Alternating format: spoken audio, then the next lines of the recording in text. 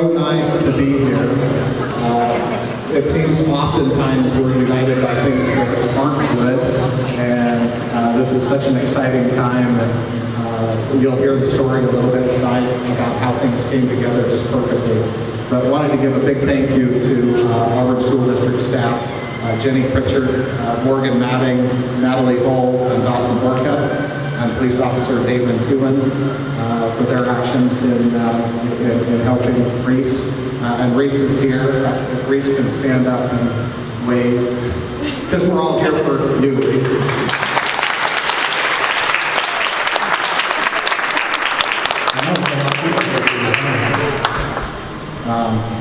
And certainly a big thank you to the Valley Regional Fire Authority for your quick response. I'm going to turn the mic over to David Easton for the stories. So there's some details that I've learned just in the last few minutes that were kind of cool. So he'll be able to share the story better than I. So David. Thank you, Ryan. Every time I hire an employee that's going to be a lifeguard, I tell them one thing. Lifeguarding is hours of boredom, followed by 2 seconds of intense fear, of intense adrenaline rush, and that was that day. A normal day for us, we have a team working out, we have registration for lessons, just normal everyday stuff. We're doing our thing. Reese actually gets out of the water, goes to the bathroom, comes back, and she falls. A student recognizes that, tells Jenni. Jenni recognizes it. We think it's a possible neck and back injury. No idea yet of what's going on. We call over a guard. Our guard starts looking at everything, and we're thinking this isn't a neck and back. This is something more serious. After we take the vitals, we're definitely we have to start CPR now. That was led by Jenni, who was doing the breathing. Morgan was doing our compressions. Dawson was controlling pretty much the whole scene for the first about minute to 2 minutes. And I'll tell you that was the longest, probably 2 minutes of everybody's day. It was pretty incredible what was going on in the teamwork. And as soon as our police officer came in, Damon? He proceeded to come in and start doing the CPR compressions after Morgan had done the CPR. So working as a team, we did really well. I'm glad that everybody was here when they needed to be here. I'm glad that everybody was up on certifications. I'm glad that the team that actually came in after we started came in amazingly quick. It seemed to me instantaneous that we had a police officer in, we had EMTs in, we had all the safety people in as fast as possible. We got things done, I think, quickly and efficiently. And to my amazement, actually I saw Reese, I don't know how many days later, I want to say 5 or 6 days later, she came in to say hello, and I was dumbfounded for a person who had surgery, and to that she's like, oh yeah, I feel great, I'm tired. I'm like, geez, I can go through that. So I just want to say congratulations, good job, you pulled through, you did great. To my staff, thank you for doing what you need to do, for being here, and for the emergency staff that came in, thank you again, you did a great job. I'm going to hand this over to Deputy Chief Dave Larberg.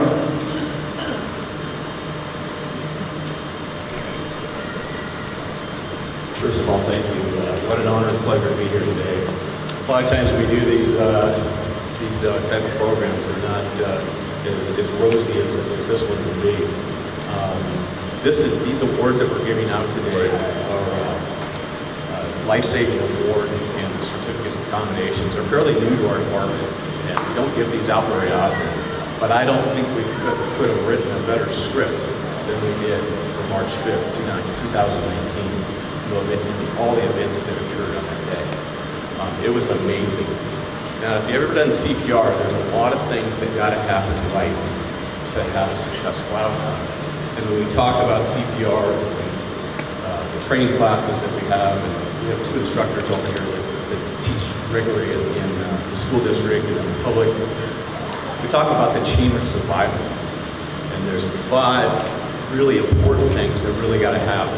These all got to happen and a succession of events for a maximum outcome. And this happened on that day, and it was just an amazing team effort by all.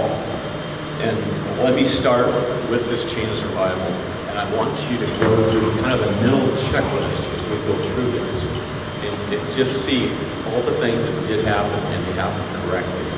And again, I think this comes back to training and education for what the school district does, the curriculums they have. It's so important, and their muscle memory, their training, just went into play that day, and it just took over. First thing that needs to happen is you got to have early recognition of a cardiac event. That happened. Auburn School District staff, check, right? Next, you got to have early bystander CPR, okay? That happened. Auburn School District staff, check. Next, you got to have early defibrillation or an AED, check. Auburn, the Valley Region Fire Department responded in 3 minutes and 19 seconds at 6 o'clock at night. You guys have driven around Auburn at 6 o'clock at night. It was an amazing response, especially from the police department, battalion chief. Everybody got here in quick order. It was a fantastic response. They got here, they got a shock on board. And then the next thing that needs to happen is you got to have intervention by advanced life support, and that's Medic 1. And they were right on our tails when we got here and provided the respiratory therapy, drug therapy that was needed. And then lastly, the fifth and last element is rapid transport to the emergency room. And Medic 1 got Reese to Mary Bridge Hospital, that's in Tacoma, in 23 minutes. So time of call, when we arrived, when she got to the hospital, was 50 minutes at 6:30 in the evening. An amazing job by all, what a team effort. So just to be congratulated for an outstanding team effort, it was awesome. So at this time, Kim, you could bring up the awards. And then, instead of repeating myself 3 different times, I'm going to give the life-saving award to Morgan, Jenni, and Officer Hewin for their efforts. And if I could have one of the plaques, Kim. Again, and on behalf of Chief Brendan Swearingen, the Valley Regional Fire Authority, we would like to present Morgan Maddie, Jenni Pritchard, and Officer Damon Hewin, the life-saving award from the Valley Regional Fire Authority in recognition of your outstanding life-saving efforts in the successful resuscitation of a student athlete on March 5th, 2019.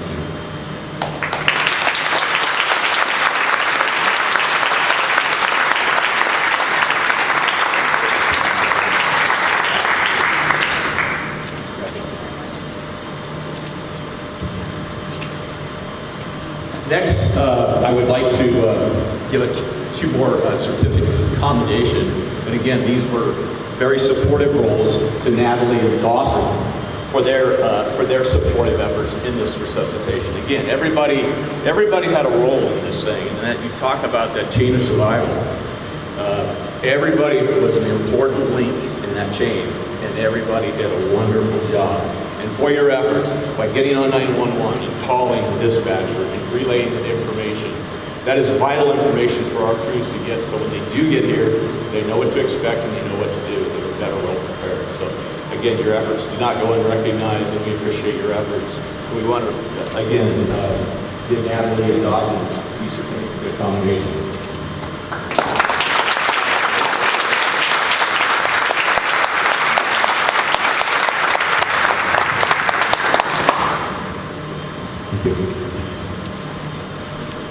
That's it for the awards. I want to bring up Laura Natalli from Seattle Public Health.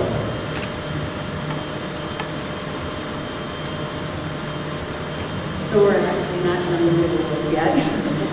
So I'm with the CPR and AED community program at King County EMS, and one of the things that I'm responsible for is our school CPR program. And I'm really proud that we fund the Auburn School District to be able to receive CPR training so that students are prepared for events exactly like this. One of the other things, as Dave was mentioning, is that the chain of survival is really key. And those early links, if you will, the early CPR and the early defibrillation really do make a difference. And we at King County EMS really rely on our community to be the first responders before our first responders get there. And so we just wanted to thank you as well for participating in this chain of survival that had such a wonderful outcome. So we have certificates, sorry about that, as well for Jenni and Morgan and Damon. It says for your certificate of appreciation for your exemplary contribution toward the assessment and successful patient care at the Auburn Pool. Your quick action to administer CPR was instrumental in saving a life. So we at King County also are very grateful and thank you. I also have challenge coins, which are a coin that recognizes heroic and extraordinary actions. And so, I don't have my reading glasses, so I'm not sure I can read this one. But basically, what it says is, to save one life is as if to save the world. And so we want to thank you. You can read what you do with the challenge coin. I think Officer Hewin probably knows what the history around challenge coins. But a challenge coin is given to somebody who does something extraordinary. And the history and legend around that is if you possess a challenge coin, and this is not for youngsters, but if you present your challenge coin, you do not have to buy drinks. So, when you're old enough to use this, it gives you special privileges, and hold on to it. So, okay. So the first one I have is for Jenni. Thank you.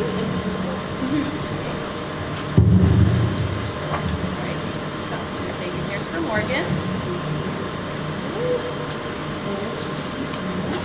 So thank you very much.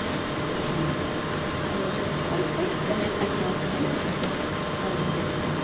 Thank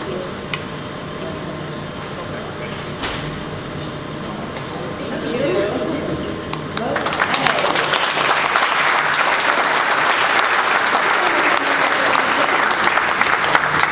Just like to bring up Lisa's mother, Jessica, please, to talk about the event. I'm not flipping over the thing like that. I'll walk around. Okay.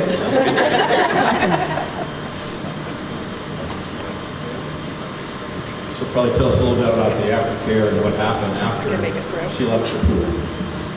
Oh, well, thank you for everybody being here, and you guys have no idea how amazing this day is to be here.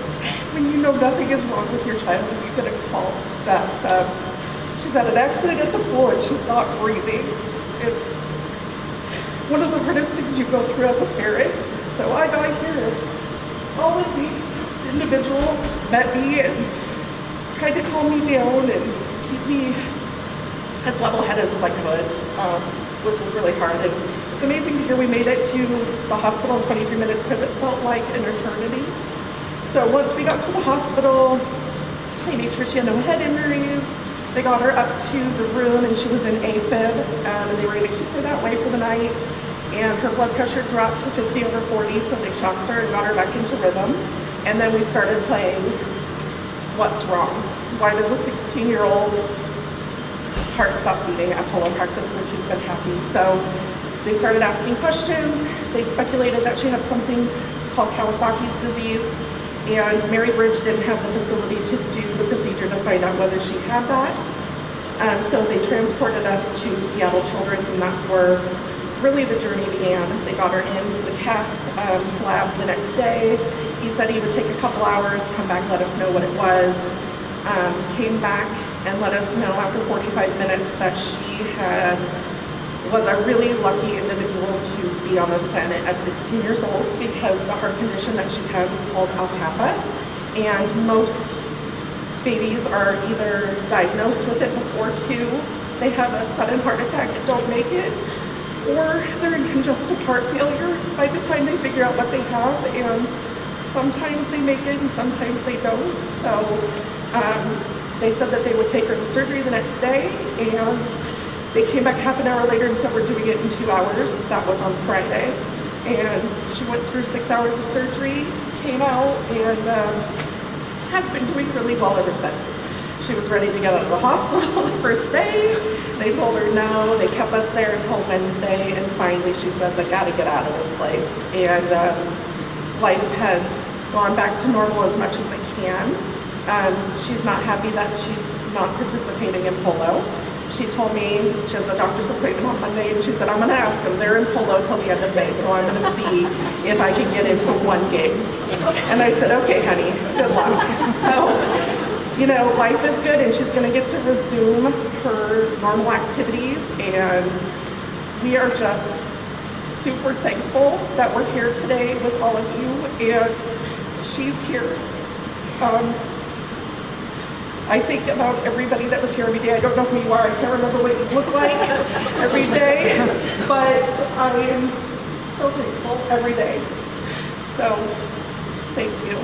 It's been a pretty amazing, crazy journey, and she does want to know when life's going to go back to normal, so maybe after this presentation we'll stop hovering quite as much, but it's hard to not question her and drill her everywhere she's going, because I want to make sure she's with people that can take care of her.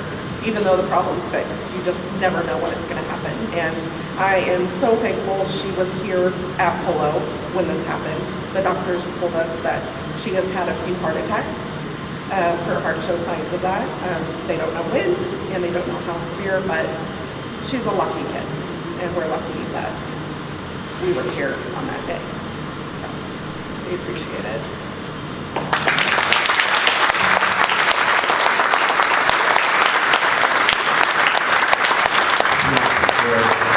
In closing, I'd just like to say and reiterate the importance of CPR, keeping your training, keeping CPR in your curriculum for your students and your staff, to take your refresher courses, and teach monthly classes or in your schools.